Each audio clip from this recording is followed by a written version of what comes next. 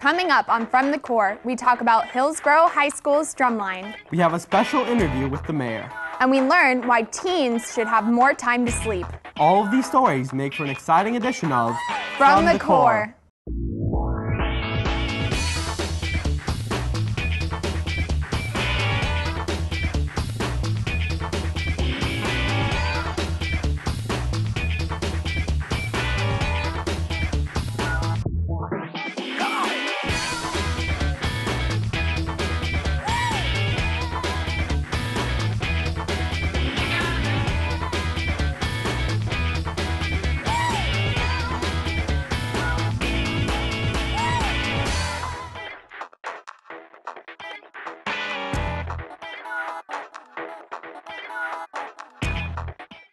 Hello and welcome to From the Core. I'm Pedro. Hey, I'm Kaitlyn, and we both represent the Mayor's Youth Corps class of 2011.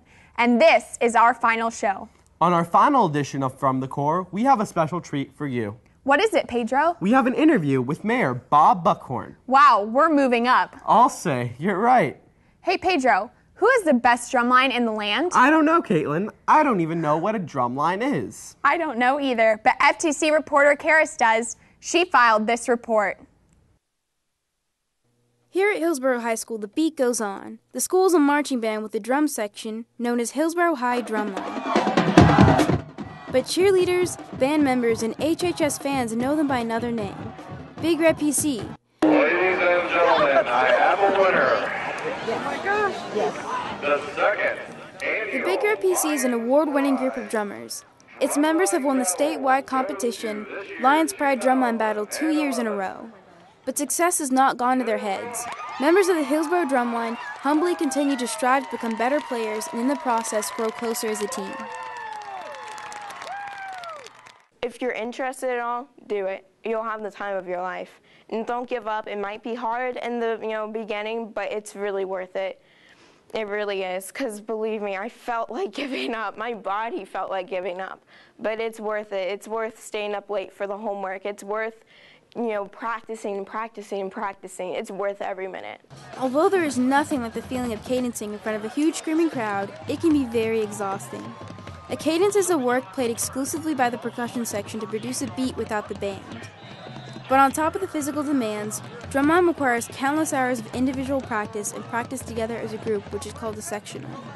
This is why drumline can easily be named one of the most dedicated sections of the band. But drumline is not completely built on talent and brawn. It's all about discipline, dedication, and teamwork.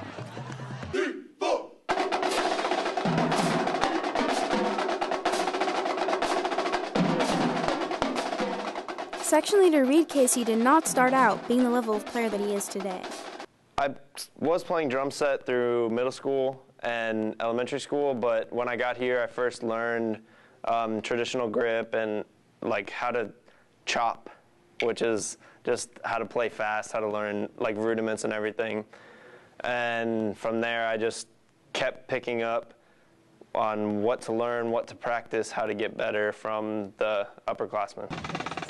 Just as Reed said, a regular drumline is made up of snares, bass drums, tenors, and cymbals. All the drums have distinctive characteristics that make them important to the sound of the drumline. So snare is kind of like the main thing. Everyone wants to be snare because it's flashy and it's front of everything. And then bass drum sets the tempo, sets the groove. It's throughout everything, and it's fun because it's a unit thing. Cymbals actually is tougher than people think. People think it's just but there's a lot more to it. One thing that all the drums on the line have in common is the use of rudiments. Rudiments are essential and basic patterns played on a drum. Rudiments are like letters, where cadences are like words. Knowing the basic rudiments allows players to put together other basic rudiments to create a cadence. There are currently 40 basic rudiments, and Reed has graciously offered to play a few of them. So this is a paradiddle. The accent on the first beat, and then it alternates between right and left.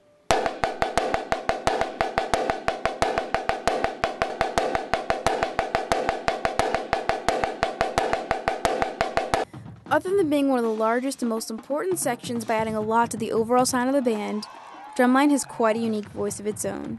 This is Charis, reporting for From the Core.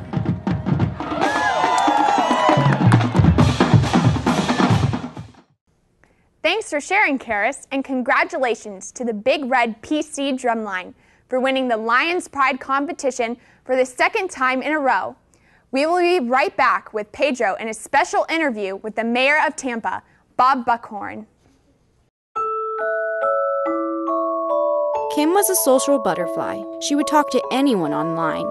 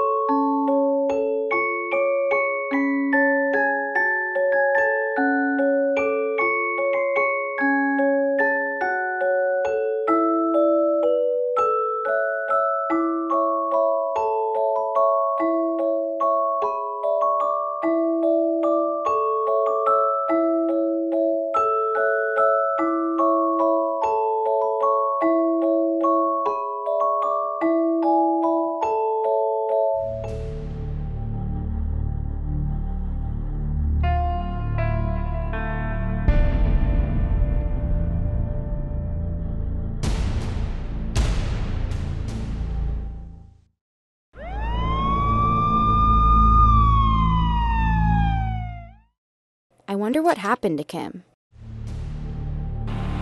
Ready, I'm on scene. Beware of people you meet on the internet. You never know who you're talking to. Welcome back. On our final episode of From the Core, we have a special treat for you. We are joined by Mayor Bob Buckhorn. Hello, Mayor. Pedro, how are you doing? Good, how are you? Yeah, it's good to be here. For those of you who don't know, the Mayor's Youth Corps has 4 main components, and one of those components is an opportunity to sit down with the Mayor in what we call an open forum. Last year, the Mayor's Youth Corps class of 2011 had 2 open forums with Mayor Bob Buckhorn. Mayor Buckhorn, how did you enjoy the open forum experiences? It was great. I mean, I get a chance to interact with some of the best and the brightest young people in this community. They get to ask me questions. I enjoyed it a lot. I get energized by it. I'm excited by the excitement in your eyes. And so for me, it's a very rewarding part of my job. And you know, I'm lucky to inherit a great program from former Mayor Iorio, who started this. And we intend to continue it, and I look forward to you guys going off to college and graduating and coming back home here to Tampa. How are you liking the Mayor's Youth Corps so far? I love it. I love it. You know, I spend a lot of time with you guys. We get to walk in some of the marches.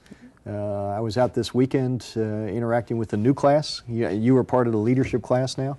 Mm-hmm. And so just to see the talent in this community and see the potential in this youth corps, and then if you multiply that by thousands of young people out there that are really doing great things and really engaged, it gives me great hope for the future.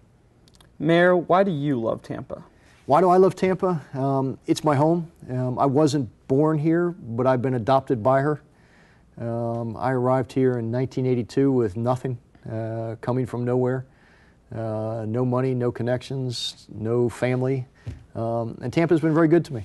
And so for me to now be able to raise my family here, and to give my daughters, who are 6 and 10, an opportunity to experience this great community and all this diversity, is a wonderful thing. And you know, I see a city that's got more potential than any city in America.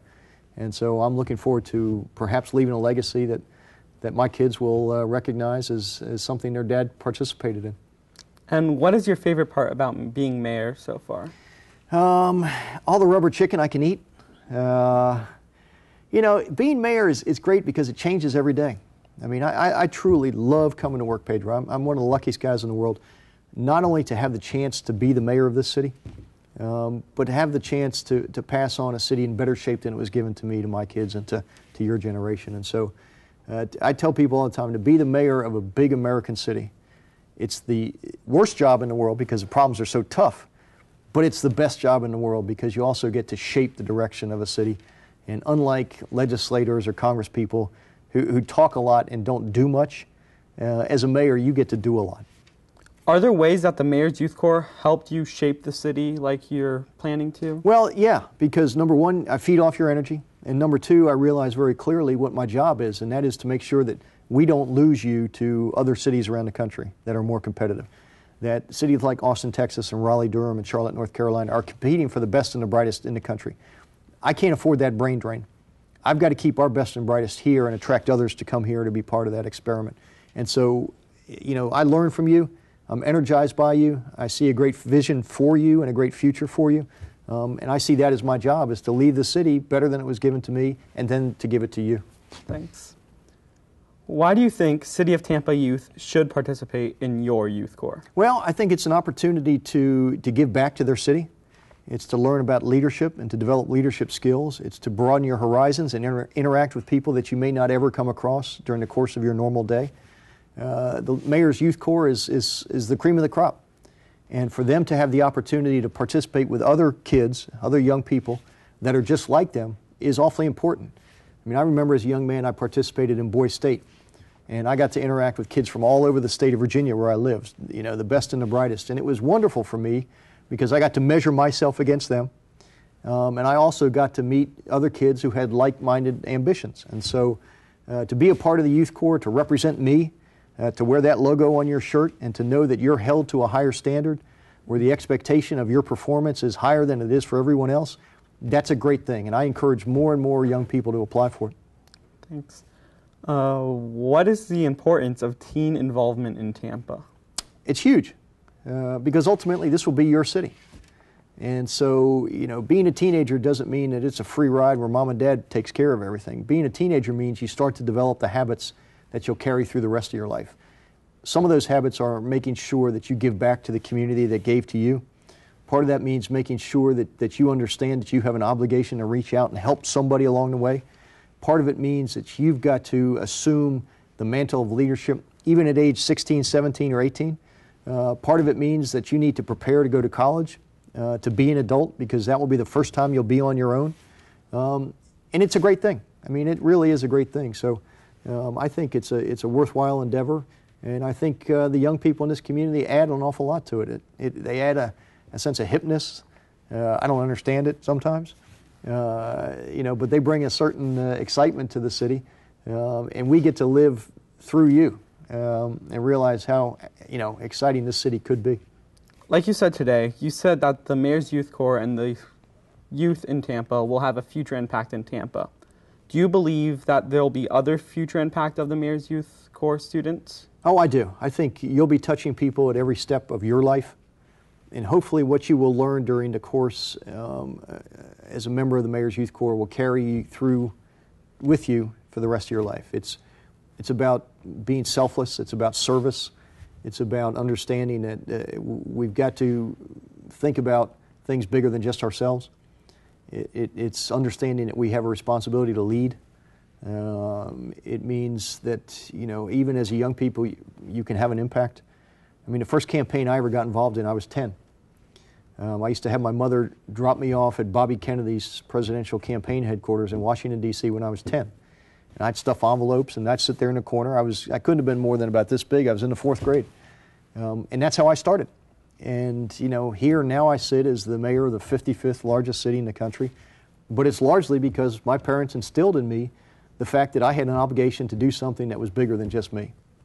And so the Mayor's Youth Corps is part of that. And so for the young people that participate in it, I think they get engaged in things that they never would normally see. Thanks. Thanks for joining us. You bet, Pedro. Thank you for what you're doing. Thanks. Stick around. We'll be right back.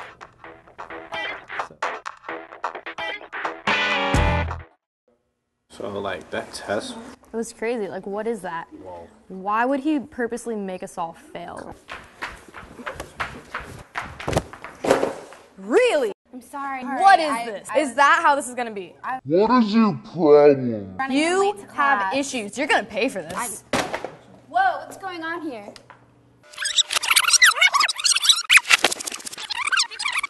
So, like, that test? It was crazy. Like, what is that? Whoa. Why would he purposely make us all fail?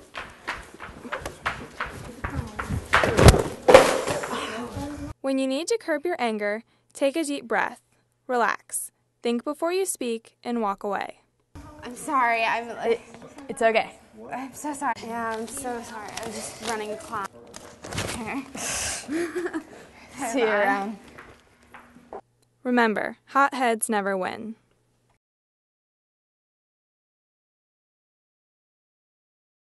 We are back. Here at From the Core, we support teens in expressing their unique passions and ideas.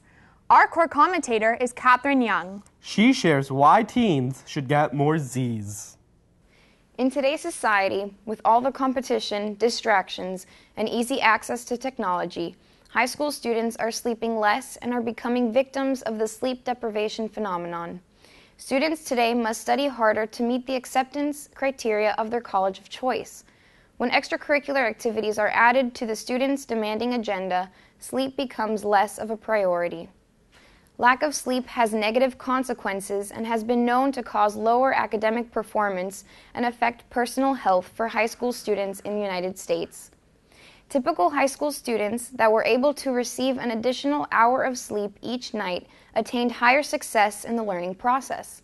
According to Nell Boyce and Susan Brink, writers for U.S. News and World Report, when officials at Edna High School in Minnesota decided to make the school start time an hour later, teachers saw a difference in their students' overall intellectual fulfillment, including their attentiveness. According to the National Sleep Foundation, students whose classes start later tend to receive better grades than those who attend schools that start at earlier times.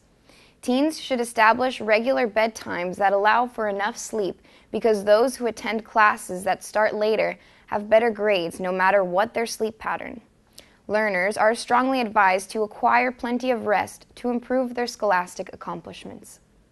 According to Nell Boyce, sleep is the body's stage of renewal and rest. While a student sleeps, his or her brain continues to operate. Teenagers should get at least 9 hours of sleep per night. Known to be the maturing steps towards adulthood, teenage years are critical parts of a healthy development. As reported by Dr. Sarah Ladeau, a student at Bryn Mawr College, in order for the brain to function in an optimal state, sleep is essential to renew the growing body. Additionally, young scholars undergoing important growth spurts are dependent on sleep to maintain physical and mental alertness. Christy and David Burgeon, students from the University of Missouri, found that approximately 85% of adolescents live with a mild case of sleep deprivation, and from 10 to 40% of students are considerably sleep deprived. Physical health is at risk when sleep is insufficient. According to Burgeon, students experiencing a lack of sleep are more likely to act irritable, restless, agitated, temperamental, and irresponsible. Moreover, they also may be more depressed, have lower self-esteem, and become more susceptible to developing emotional disorders than those who attain more nighttime respite. Sleep remains a key factor in maintaining a positive attitude and achieving a real zest for life. Sleep deprivation can have serious consequences for high school students, both on a daily basis and long term. When sleep deprived, students are not as likely to succeed in their studies and are more likely to suffer from physical and mental disorders. By achieving high-quality sleep, as well as a sufficient quantity of sleep, a teenager will assure themselves the means to a healthy lifestyle. In order to achieve optimal wellness and better grades, make sure you get enough sleep. Please take heed to Catherine's words. It is important for you to get some sleep. But don't sleep on us. This is the very last show for the FTC class of 2011. We'll be right back with the whole gang.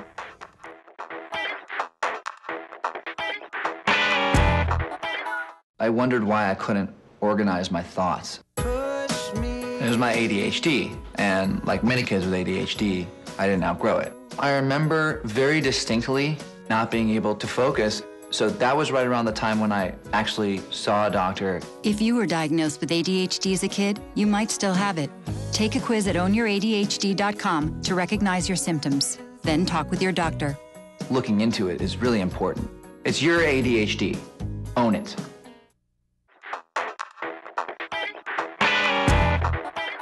Welcome back to From the Core. This is, in fact, a very special edition of FTC. It is special because From the Core has been a year-long commitment for my colleagues and me. And now our time of service as anchors and reporters has come to an end. Joining me now is the entire FTC team. We are going to talk about what made 2011 very important to us. For those of you who don't know, I'm Kaitlyn, and these are my colleagues. Katie, let's start with you. what was your favorite segment of From the Core? My favorite segment was our cupcake segment. As everyone knows, I love food, and I always talked about how excited I was for the food show, so it was great to do something as exciting as making cupcakes in the studio. Suvetha, how about you? I have to say my favorite show is the Man on the Street that Pedro and I did. It was a lot of fun tracking down people in downtown and asking them questions. Pedro, what did you enjoy most about being a member of FTC? Just that I've made 6 great friends, and we've all become one big family after a year of, in my opinion, boot camp. Just a lot of work came out to be a beautiful thing in the end, and now we'll be friends for life. Charis, what did you enjoy most? I definitely enjoyed getting to know everyone, and now I definitely have some new skills of being able to work with a camera and working with a team, so I really enjoyed that. Natalie, what is your favorite memory of From the Core? Well, one of my favorite memories was we were taping a show and Pedro was an anchor, and Mr. Crum ended up calling Pedro Jose, and then the best part was that Pedro ended up calling himself Jose during the script, and I just couldn't really get over that.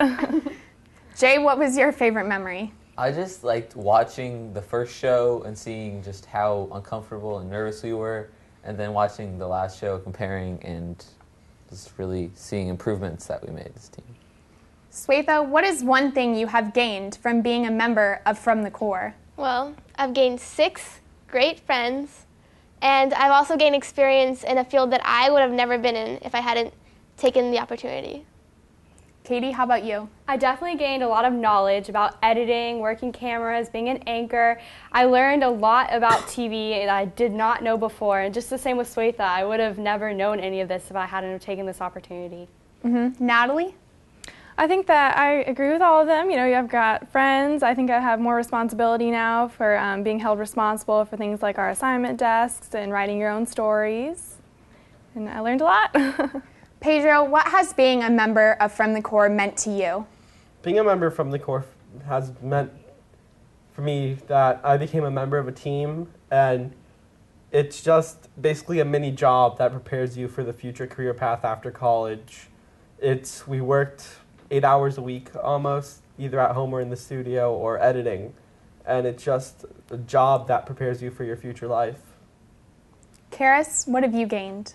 I've definitely gained some new skills of being able to write for TV, as in people like writing a script, working a camera, working together as a team. So those have been what I've gotten from FTC. And Jay?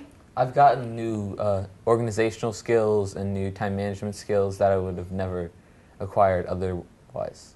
Pedro, has your view of public media changed, and if so, how? My view of public media has changed quite a lot. I've learned that it takes a lot to make a new show or any type of television program. And I really appreciate it now, and I appreciate the hard work they put in just to share knowledge and information to the people around the globe. Jay, how about you? It just takes a lot of work, a lot of planning, a lot of hours to put in just to express a product like a TV show or another form of media. Natalie, what was the most difficult part about being on a TV show like FTC? The most difficult part for me would definitely be editing. I'm not very computer savvy, and I had to learn how to, cut the tapes and all those things, and it was very difficult. Charis, how about you?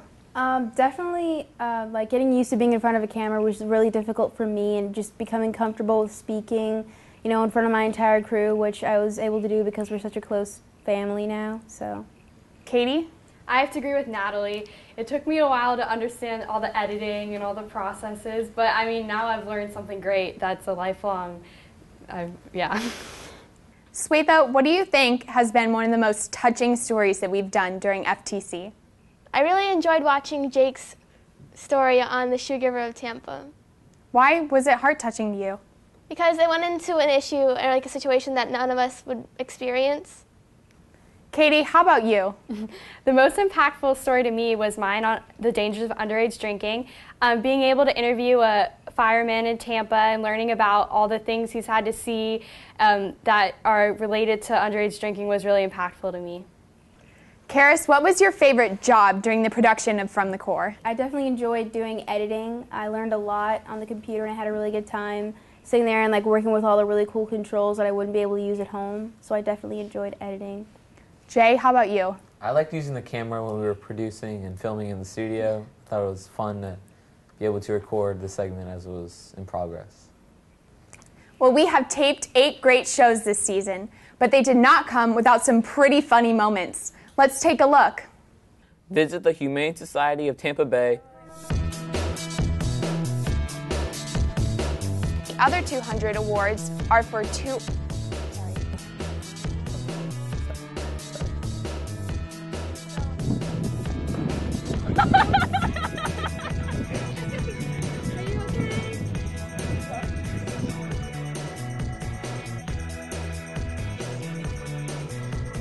Wait, what do I say? I'm Katie, and I just thought you should know. Okay. All right.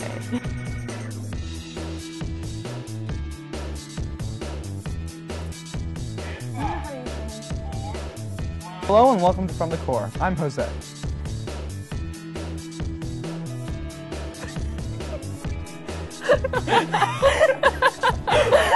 Did I really say that? Okay.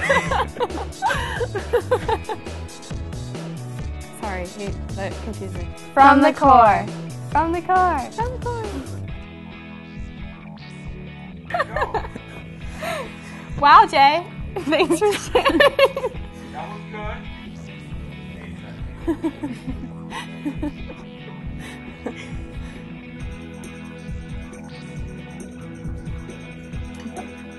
was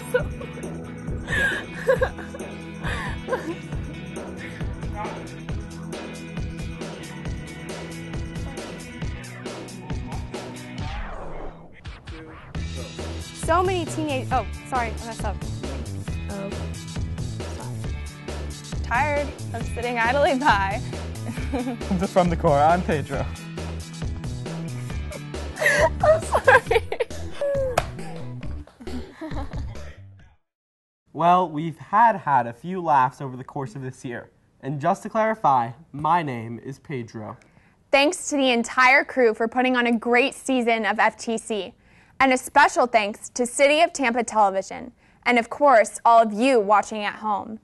In a few months, a whole new crew will greet you and provide a new season of From the Core.